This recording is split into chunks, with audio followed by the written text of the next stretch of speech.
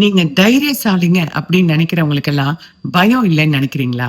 கிடையாதுங்க. தைரியம் அப்படிங்கிறது பயமே இல்லாம இருக்கிற தன்மை கிடையாது. பயத்துல உங்க கை கால் உதறினாலும், உங்க உடம்பே நடுங்கினாலும், உங்க மனசாட்சிக்கு நீங்க சரின்னு பட்டதை செஞ்சீங்கன்னு வச்சுக்கோங்களேன், நீங்க தான் மிகப்பெரிய தைரியசாலி. நீங்க எவ்வளவு பணக்காரரா வேணாலும் இருந்துட்டு போங்க, எவ்வளவு அறிவாளியா வேணாலும் இருந்துட்டு போங்க, எவ்வளவு வேணாலும் படிச்சுட்டு போங்க.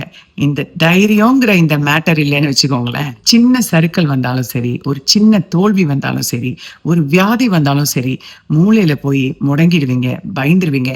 ஏன் சிலருக்கு சூசைடல் தாட்ஸ் கூட வரும். இப்படி ஒரு மனநிலையில நீங்க இருந்தீங்கன்னா அதுக்கு காரணம் உங்க பிரச்சனை கிடையாது. அந்த பிரச்சனையை ஃபேஸ் பண்றதுக்கான தைரியம் உங்களுக்கு இல்லாததுதான். குட் நியூஸ் என்ன தெரியுமா? தைரியத்தை வளர்த்துக்கிறதுக்கு எந்த ஏஜ் லிமிட்டும் கிடையாது. உங்களுக்கு 90 வயசு ஆனாலும் இன்னைக்கும் உங்க தைரியத்தை உங்களால வர வச்சுக்க முடியும். தைரியம்ங்கிறது வெளியில இருந்து உங்களுக்கு கிடைக்கக்கூடிய விஷயம் கிடையாது.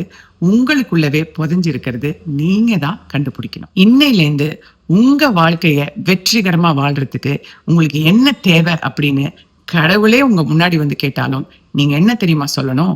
தைரியம் அப்படின்னு சொல்லணும். உங்க ஃப்ரெண்ட் கிருஷ்ணபிரியா.